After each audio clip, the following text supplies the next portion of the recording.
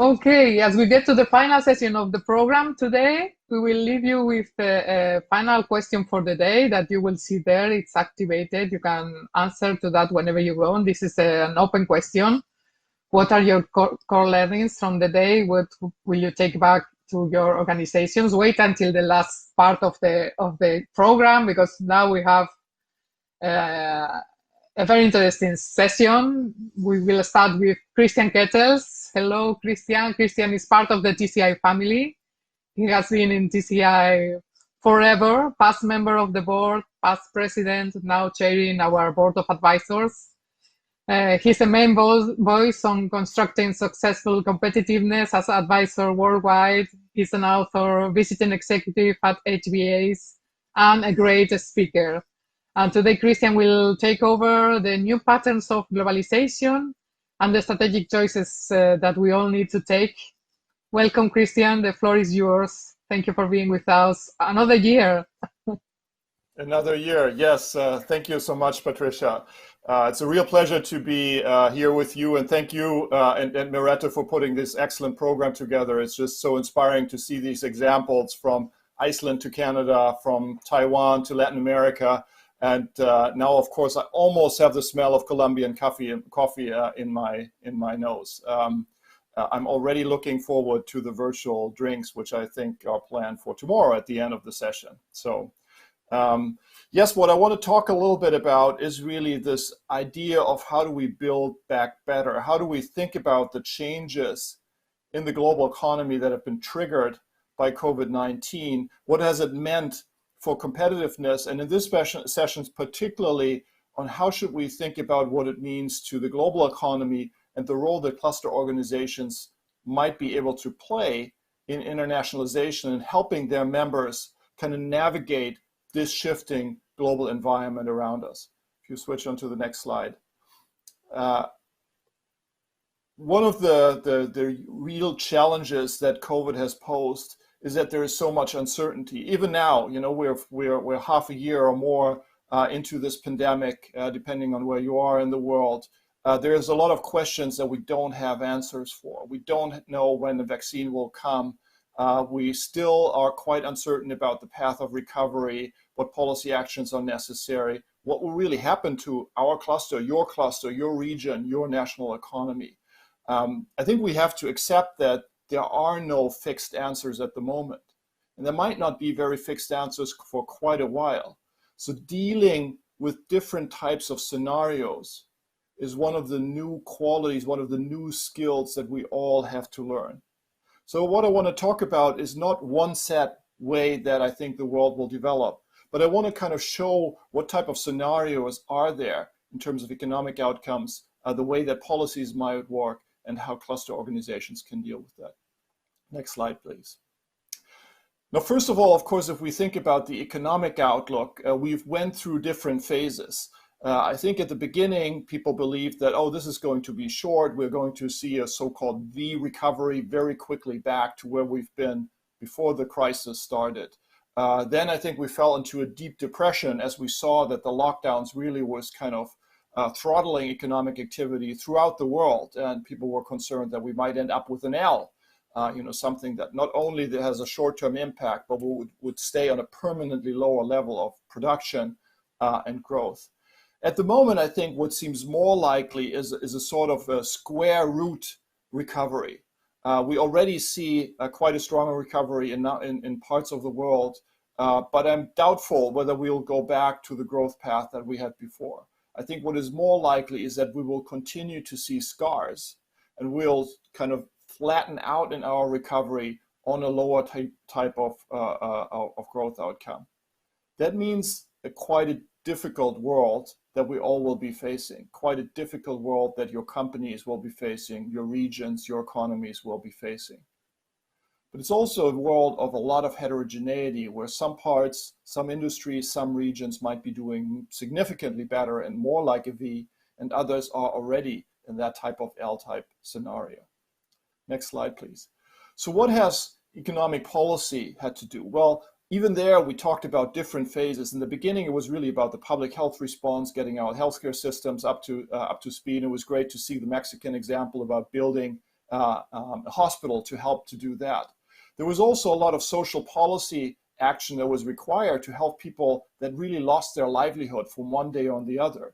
What was different about this crisis is that it really hit a lot of very employment-intensive sectors, and usually sectors that employed people that were on the lower range of the skill and wage levels. So social policy was really important. Now, if you do that, if you spend a lot of money on healthcare and social policy, you need to mobilize resources. And I think the focus is still a lot on that macroeconomic policy response, financing our response, but also being able to avoid really a descent into a very deep hole of financial markets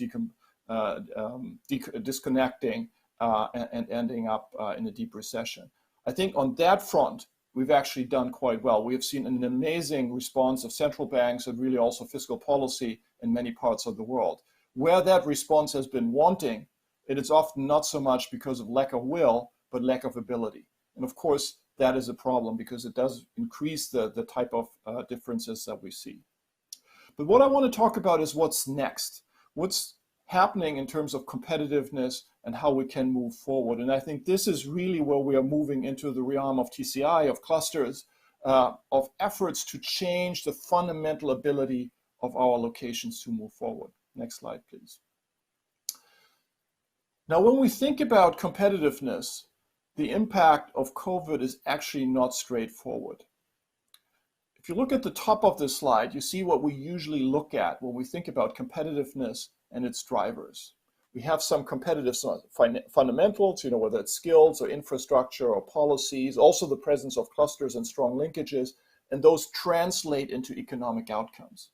If you look at the impact of COVID, it certainly has eroded the economic outcomes, at least for now, but it really has not changed the competitiveness fundamentals in a material way. The labor force is still the same, the physical infrastructure is there. The rules and regulations haven't really changed dramatically. So if this would be the only thing that changes, we should expect actually to come back to the pre-crisis normal. But I think the reality is quite different. And to that, if you turn to the bottom of the page, I think what we've seen is that the context around us has really fundamentally changed. So what was valuable in the past might not be quite as valuable now. The competitive advantages that you have in your cluster might be less important, less valuable, or they could be more important, more valuable. But you have to recognize that the world around you has changed. We'll also talk a little bit about the policy-making context a little bit better later on. But let's take a closer look on the global economic context. Next slide, please. I think what we see is that the pandemic has had differential impacts on many trends around us. We just heard an excellent presentation early on from Taiwan about digital transformation. Now, I think that's one of the areas where it's pretty obvious that COVID has led to a dramatic acceleration of the changes that are going on. Then there might be other areas where either the trend was already there but has been unaffected, or might have even been slowing down. You see a lot of these topics here. Now, what I want to look at a little bit more closely today is new globalization and geopolitics. So what's happening in the global economy? How does that impact internationalization and thus the efforts that cluster organizations can see there? Let's move to the next slide. If you think about globalization, already before COVID, what we saw is really a lot of discussion about globalization stalling out. And this is one of the data points that people look at, exports as a share of global GDP. So we saw this line that was increasing very quickly throughout the 90s and the first decade of 2000. But then came the financial crisis, it dropped down, recovered again, but basically stayed at the same level. There was no large increase anymore. Now we moved into trade wars and then COVID. And actually, if the predictions of the WTO pan out, we're going to be back at a level that we haven't seen for sort of 20 years in terms of globalization. But is globalization over? Let's look at the next slide to take a little bit closer look at the evidence. I think what you see is that you look at individual countries, there's actually a lot of large exporting countries that still see exports growing quite strongly as part of the economy. You see here a lot of European countries, but also Asian countries like Korea, you see Mexico. So it's not so clear cut that globalization is over in the same way for everyone. We also see a dramatic increase in the data flows. We also see that business models that usually took years to internationalize now go global very quickly. Think Netflix or other types of companies. We see capital flows that continue to be very global, and we see people moving around quite globally. Let's look at some of these issues in a little bit more detail. Next slide, please. So one of them is digitalization. What we see in next slide, please. We talked about digital transformation, how this was accelerated. Now, the impact of digitalization on global trade is actually more complex than you might have think. Yes, if you can download your movies or services, the value that's being created through the internet, you might not need trade. But at the same time, digitalization also dramatically reduces the barriers, the transaction costs of global trade. So now even if you're a small company, you can access small pockets of demand that exist in other countries through website, through e-portals, and so on. The net effect, at least that's what the WTO calculated, might actually be positive for the volume of and value of traded goods and services in the world. So digitalization depends really on who you are, what type of company, what you sell, and to whom, whether it's going to reduce or increase the level of internationalization. Let's move to the next slide. Trade wars. Of course, we all saw the U.S. And the continued discussion between the U.S. and China. Now this week there's again a discussion about Airbus and Boeing between the U.S. and Europe. So yes, we've seen an increase in protectionism. But again, the story is much more complex. At the same time that we see trade wars and higher tariffs, we also see more liberalization in Africa, between Europe and Canada, between Europe and Japan, between Europe and Mercosur, within the new NAFTA. So again, the reality is much more nuanced. It depends on who you trade with, whether liberalization continues and access to foreign markets and foreign capital becomes easier or it becomes harder. It might benefit you because your rivals might be affected by these type of trade barriers. So understanding these distinct dynamics becomes very important. Finally, next slide. If we think about the economics context, we also see that there was this huge change going on. On the one hand, we've had convergence. So countries that have been really driving that model of export-led growth, primarily China, have also seen their wages increase as they became more prosperous and more important parts of the global economy. That means that the old type of low labor cost leveraging trade becomes less important. But at the same time, these countries become more attractive as markets for your goods and products if you're outside of these countries. So the nature of trade is changing, but it's not becoming less. Technological change, too, has the same effect. We see automation doing a lot of new things in terms of what it requires. It doesn't require the type of low-cost labor trade as much, but it enables a lot more intra-industry trade. So it's not less trade, but it's different trade, different types of things that are being traded, more intra-industry trade, and importantly for clusters, more trade by SMEs because they are facing less transaction costs and they are more able to access these global markets. Let's move to the next slide.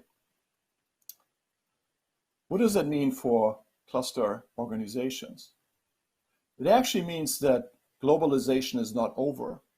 Globalization is changing. It creates new opportunities, but in order for companies, for your cluster members to kind of tap into these opportunities, they need to address the type of really complex, heterogeneous reality that's out there. That's where you can help. But it also means you still need a strategy. You still need to look near and far for your partners. Traditional supply chains might become more regional, but innovation networks remain, and are even more so than in the past, global. And you still need partners. It's not only a cluster organization, it's export promotion agencies, it's venture capitalists, it's banks. It's a whole set of institutions that you have to work with. So let me stop here. I think we will all together see how this new world is emerging.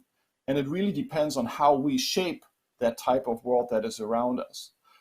Initially, we thought that cluster organizations would not play a big role because they're kind of a small entity. They don't have a lot of money. But already now we've seen that the key assets that cluster organizations have, their flexibility, their connection, their linkages, and very importantly, the trust that they've gained with their members, do make them a very important tool in order for all of us to deal with this new reality. So again, thank you for connecting, thank you for listening, and I really look forward to engaging with all of you soon enough, also in person again. Let me hand it back to Patricia and then over to Fabio. Thank you. Thank you so much, Christian. This was really great. Indeed, flexibility, connectivity, trust. This is on the ADN of clusters, and it's now more in the value that they can bring to their ecosystems or their economies.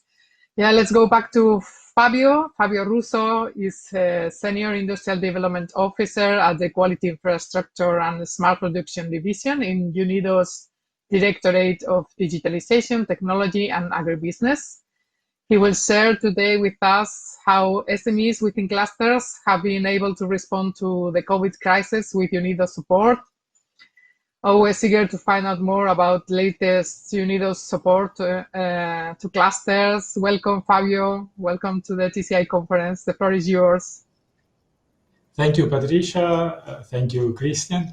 It's really a pleasure to be again with you last year in Antwerp, where I had the chance to present UNIDO's work on how we mainstream gender into cluster development. And this year, I am glad to share with you a couple of examples of what we have been doing in Colombia, cluster project in the automotive sector, and in Tunisia. Patricia, the slides, please.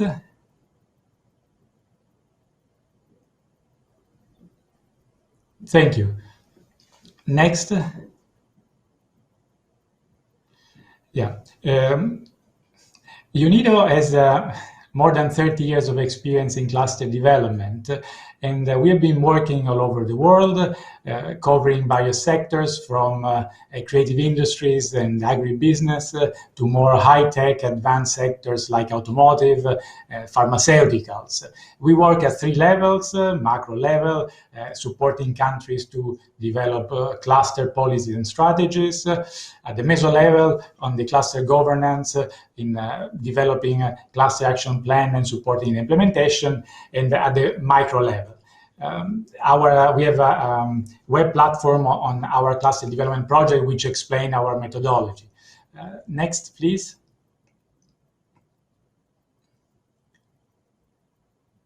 These are some of the tools that we are using in our cluster projects.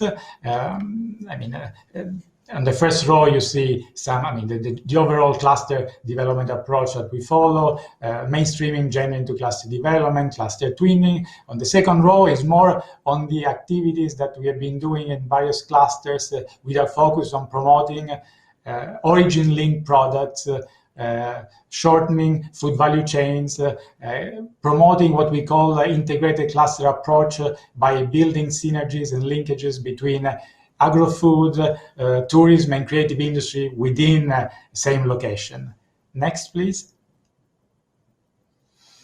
Patricia, actually, I remember when you contacted me this year, you were saying, oh, it's interesting what UNIDO is doing to respond to the COVID-19 crisis, how you're helping SMEs. And this is why here I'm just showing some of the manuals that we have developed for SMEs to deal as individual companies. What UNIDO is doing by promoting digitalization, transformation to support economies, cluster SMEs to overcome the pandemic. Next, please. And now I come to the two examples. But first of all, I just would like to say, like Christian was saying, although with different nuances, for sure this pandemic is contributing, I mean, it's disrupting global value chains, local system of production, following also the previous crisis in 2008. And this has affected basically all sectors. But the pandemic is also raising the alarm on the urgent needs to transform the world's food system, which, as we know, is a major driver of climate change because it accounts for 1/3 of greenhouse emissions, but also biodiversity loss. And even if the agro sector in general has not been so affected by the pandemic, in the sense actually you have even seen overall a kind of growth, there is increasing inequality in the distribution of income across these sectors.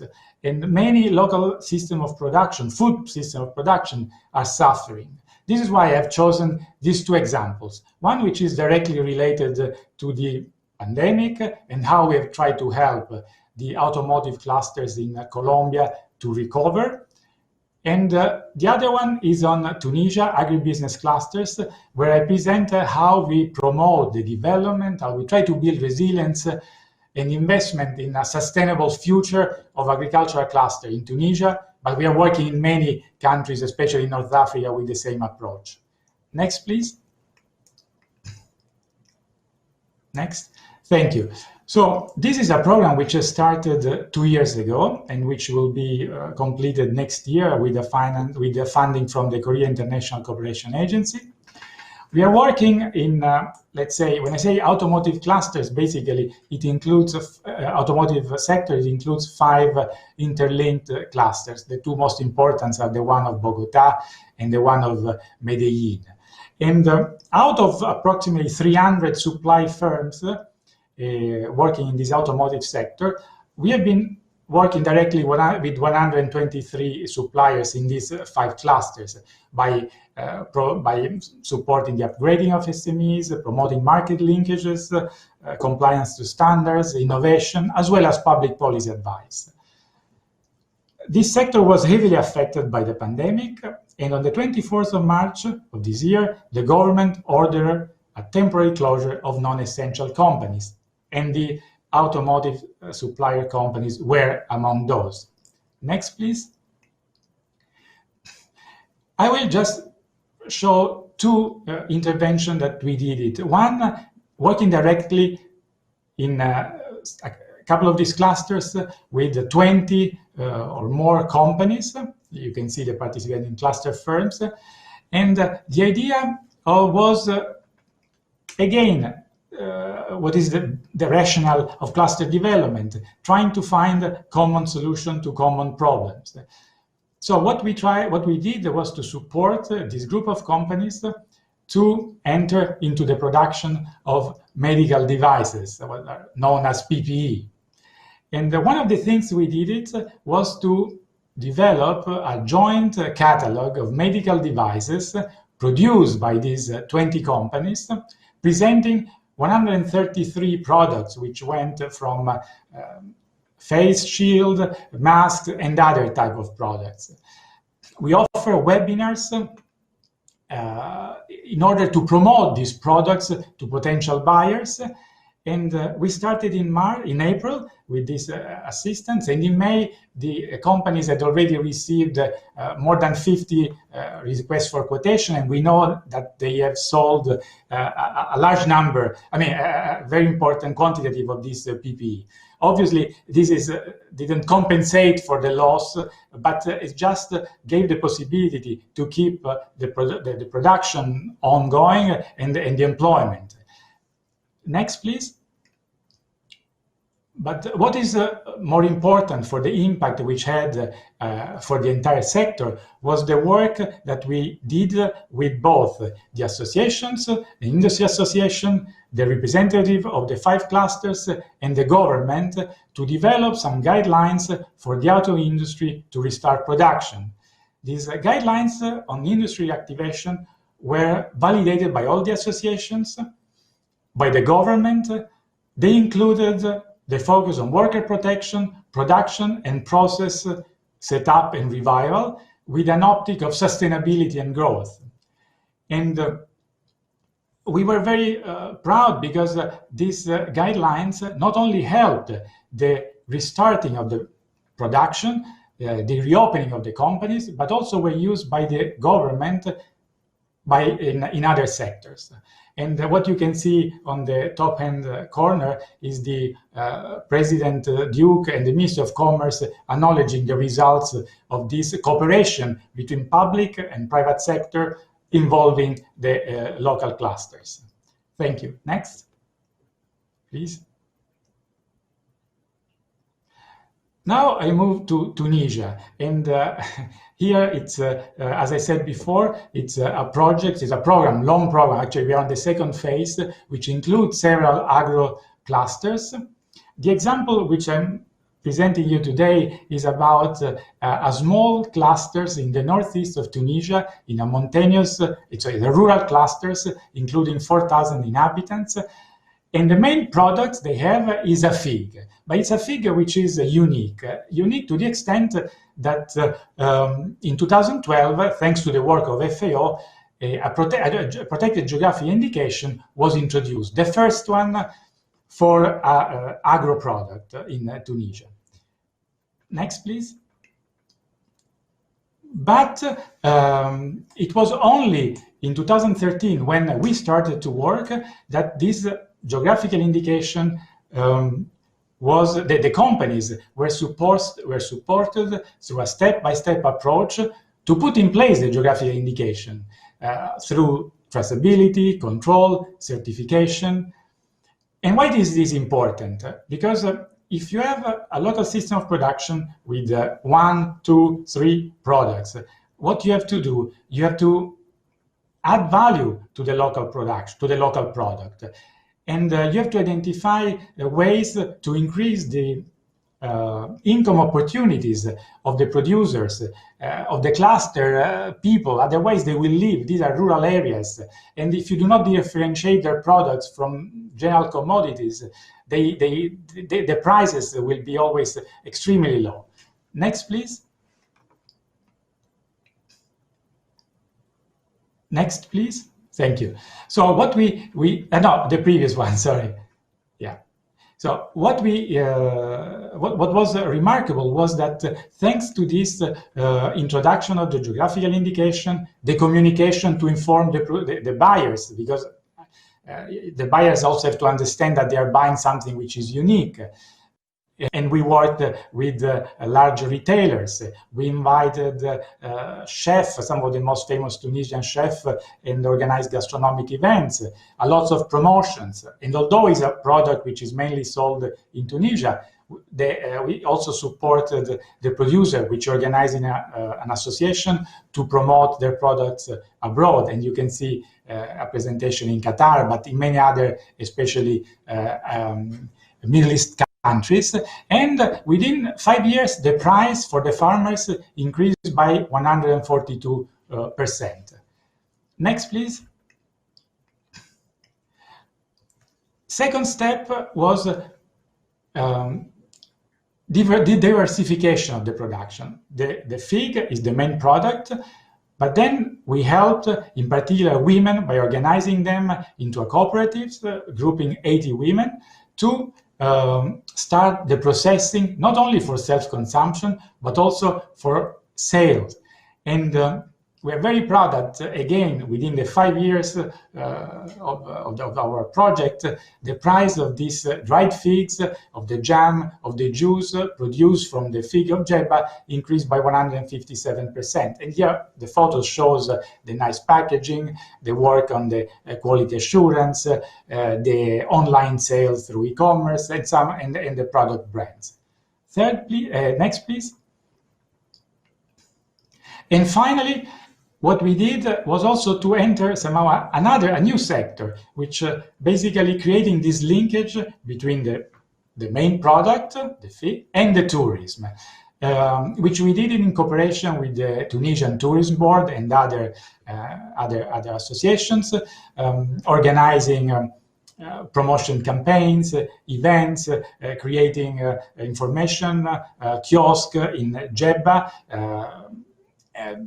and involving the entire population around this project. The photo, you can see the people painting their houses with the color of the fig. All this work has been recognized by FAO in 2020, and JEBA is now one of the, I think, 60 global important agricultural heritage systems in the world, which are granted only to those sites where biodiversity, resilient ecosystem, and cultural heritage is respected and enhanced. Next, and I think last. Thank you. Our objective in these two examples that I showed and in UNIDO's work is that definitely we wanted to support clusters and countries to recover and build resilience from the disruptive effect of the pandemic, but also promote inclusiveness and sustainability. This is the key for our organization, our mandate. And if we can summarize, what we did was supporting cluster firms to promote joint actions. In Colombia, we saw, for instance, the example of the joint catalog. In Tunisia, the product valorization through a protected geographical indication and diversification. Working at the meso level by involving local and national counterparts from public and private sectors. In Colombia, to develop these industrial safety protocols. In Tunisia, to promote the sectoral diversification by entering into the agritourism and gastronomy sectors. And finally, working for a national response. In Colombia, this concretized into a sectoral approach to prevent contagion and ensure industry continuity, not only in the automotive sector, but as we have seen in the various manufacturing sector. And in Tunisia, where we are working in 5 different clusters, we are now developing a national strategy for the promotion of typical food products, with this idea of creating this local system of production which should be resilient, respect biodiversity, and ensure inclusiveness. Thank you. Thanks a lot for your attention. Thank you very much, Fabio. This was very, very nice to learn more about the UNIDO support to clusters and these 2 cases. Excellent. Thank you. Thank you, Patricia. Now let's move to the European perspective on recovery and resilience through green and digital transformations. That is the topic that Ulla Engelmann is going to cover today. We are very glad to count again in the TCI conference with the head of Unit for Advanced Technologies, Clusters and Social Economy at DG GROW, Ulla Engelmann. Welcome, Ulla. Hello, and I'm very pleased to be here today with you. And so if I could have my slides. Sure, there we go.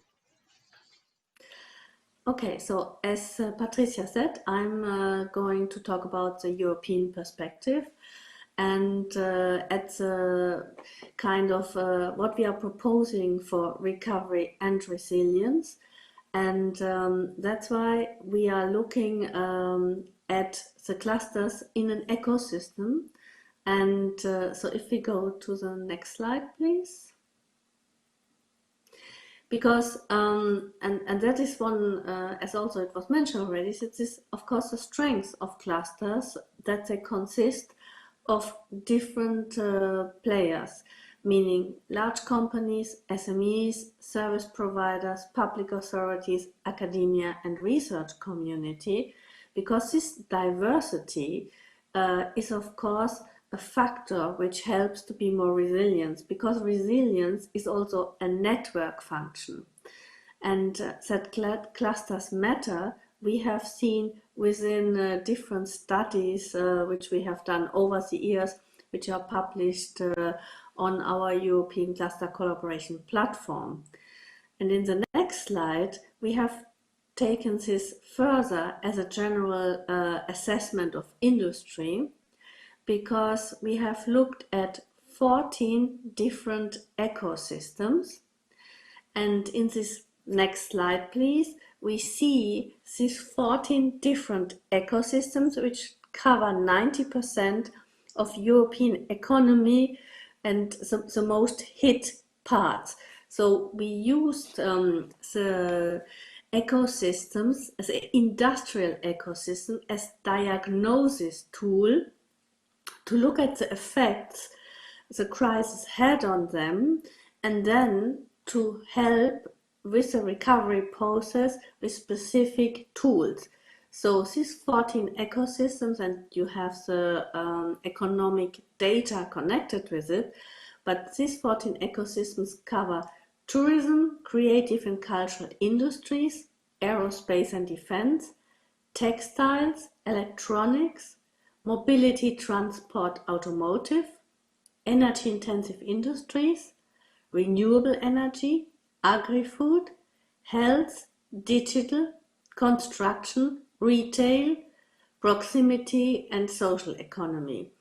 So we use now these 14 ecosystems, and also we now look at the clusters in these 14 different ecosystems in order to come up, on the next slide please, what are the plans which we are having for recovery. And so at the heart of our recovery process is a competitive sustainability. So building an economy that works for people and the planet helps the EU and its member states to achieve the Sustainable Development Goals, but also, of course, to be on track for climate neutrality.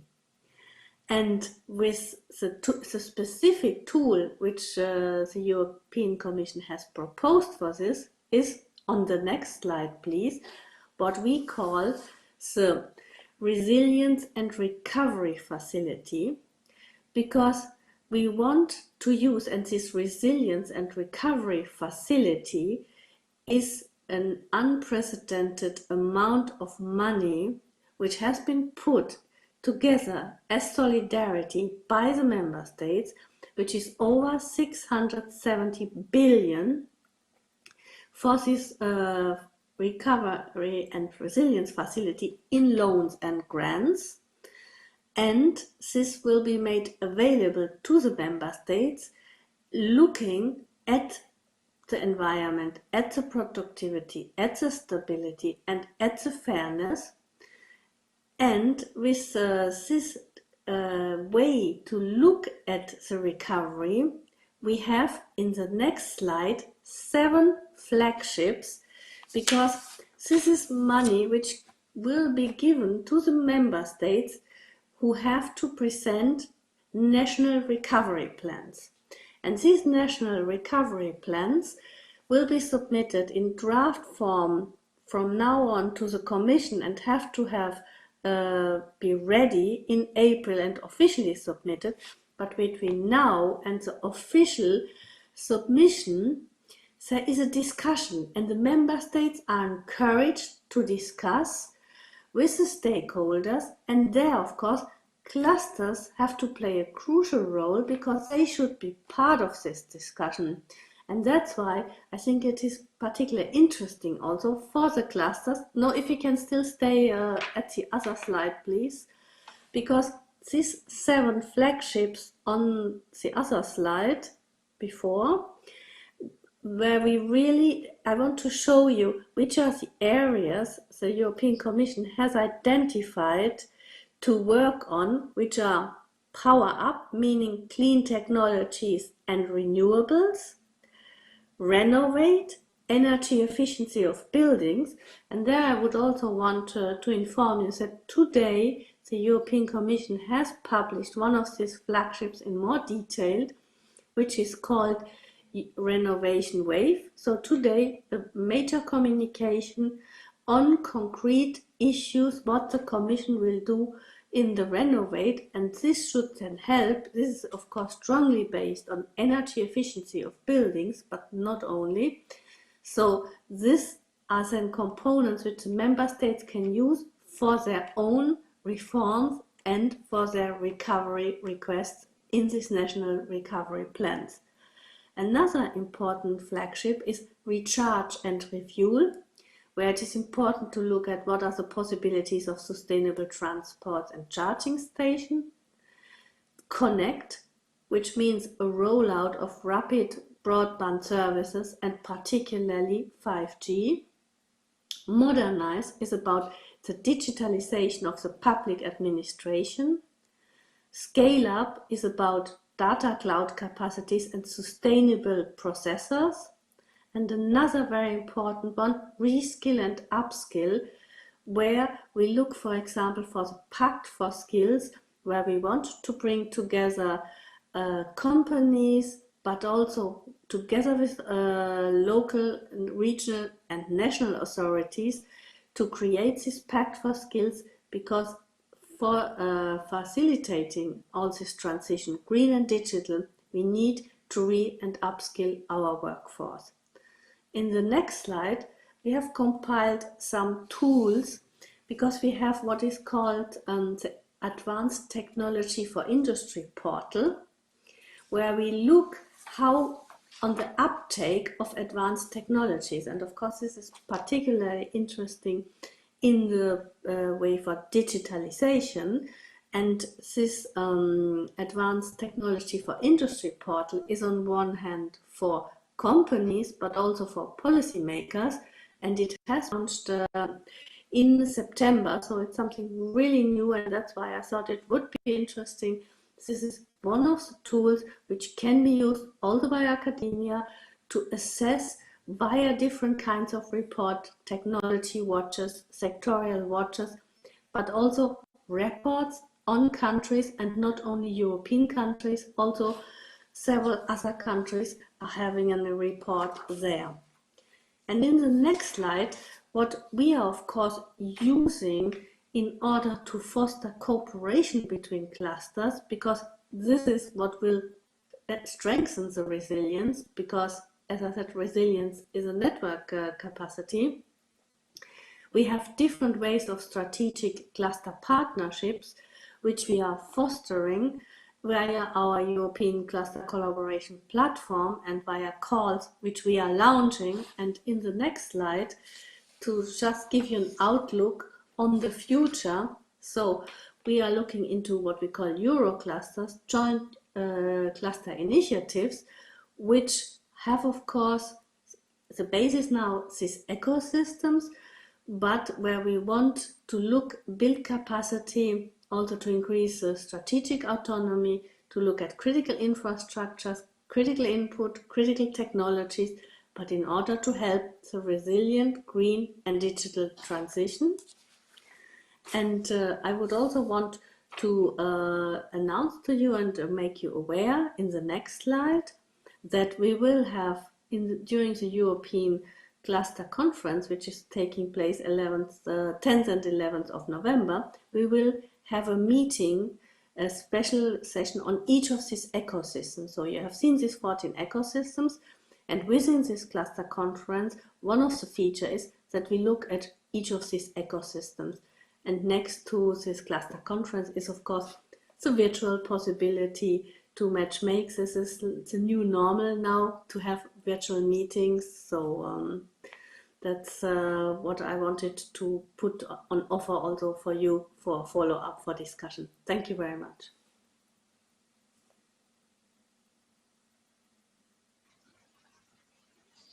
Thank you very much, Ulla. Thank you. Thank you to the three of you. Let's go with a round of questions from our audience. There is a question. I saw some economists are talking about a curve even going above the B curve. What will this take? I think it's a question for Christian. Christian, if you are still there, can you give us some answer to this question? We cannot hear you, Christian. Is your microphone activated?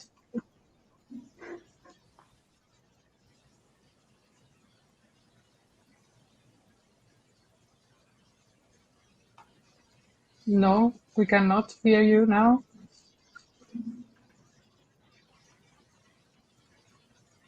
Maybe Ulla, do you want to take this also? I hadn't grasped. Can you repeat the question, please? Sure. The question is about the B curve. That if you are thinking that some economies are going beyond the B curve that is seen by some economists. No, I don't think I can answer on this one. Okay, let's go then to another question.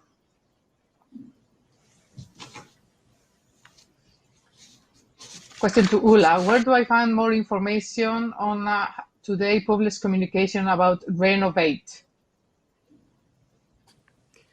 It's on the renovation wave. So if you go on the European Commission website and you put in renovation wave, you should be guided to the, because it was the big news of today. So I think a simple search should lead you. I can, of course, also afterwards send the link, but it should be very prominently, and because it was published just today. So if you put also the date of today in, and the best way normally also to go about commission documents, if you go in the looking for press releases, there was a special press release on the renovation wave. And within this press release, there are then all the links to all accompanying documents, because there is the communication, but also the frequently asked questions and all kinds of documents. Or you can also, because on my Twitter account, I tweeted about it, and I have a simple Twitter account. It's at Ulla234. So. Great. Ulla, another question for you. What role do you see for clusters in the new Green Deal? Yeah, this is for us a very important issue, because, for example, we have looked at our European cluster collaboration platform. How many, let's say, green clusters do we have?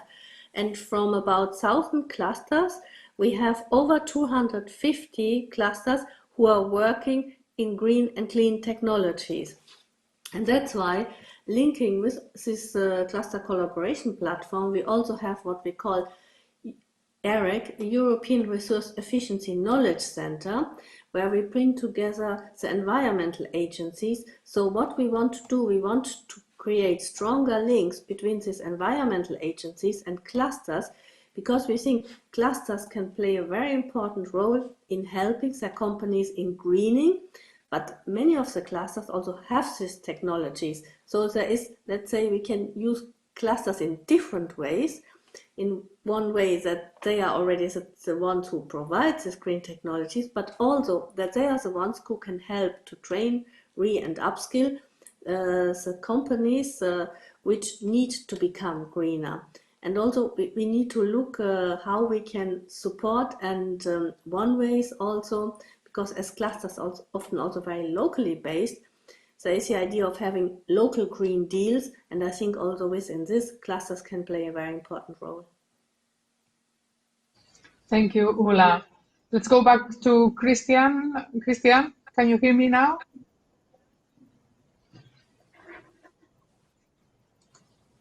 I cannot hear you. Oh, so sorry. Why don't you go to the chat and you can answer on the chat to that question on the PQR? And there is another question to you. Is it correct to say that clusters is an intervention tool at a microeconomic level once macro fundamentals are in place? This is a question to me? This is a question to you, both of them, yeah. On the V curve and this one. So hopefully now you can hear me. Yes, I mean, I think cluster organizations are one of the institutional structures that we need to use, because this answer requires collaboration. It requires orchestrating the different actors to really move together. But of course, cluster organizations can't do it alone. I think it's more using them within the context of the broader structures. And as Ulla pointed it out, I mean, I think there are a lot of initiatives going on that provide also top-down instruments that can be used, but cluster initiatives can then be the bottom-up actors that leverage and use these instruments and apply them in the right way, recognizing the specific context of individual locations and industries. Thank you so much. Well, thank you to the three of you. This was really, really good. And we have reached to the end of the formal program, and now we are going to move to the networking, to the global networking. Please join me on the platform. Let's go to the bars and the coffee Yeah. to have some fun Thank together. you. Thank you very much.